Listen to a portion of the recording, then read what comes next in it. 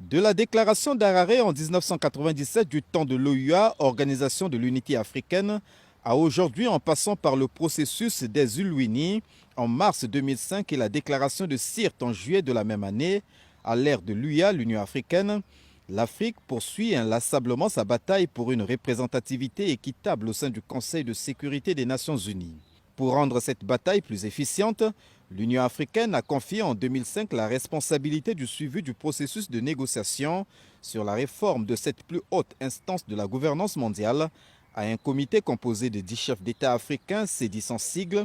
à raison de 2 pays par zone géographique, à savoir l'Algérie et la Libye pour l'Afrique du Nord, le Sénégal et la Sierra Leone pour l'Afrique de l'Ouest, le Kenya et l'Ouganda pour l'Afrique de l'Est, la Zambie et la Namibie pour l'Afrique australe, la Guinée équatoriale et le Congo pour l'Afrique centrale.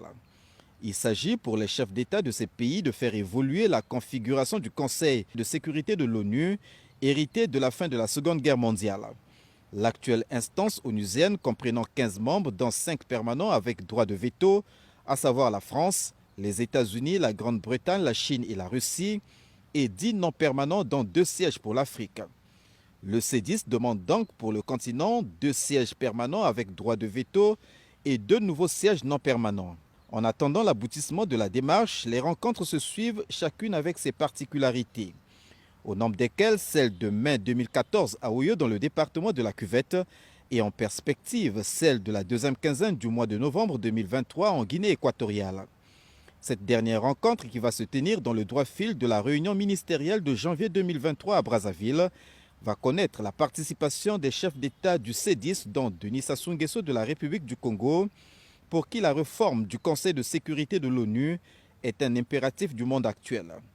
En Guinée équatoriale donc, il va s'agir de poursuivre l'évaluation des progrès accomplis, des signaux rassurants étant déjà perceptibles du côté de l'administration Biden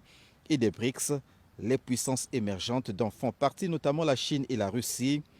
2 membres permanents du Conseil de sécurité de l'ONU.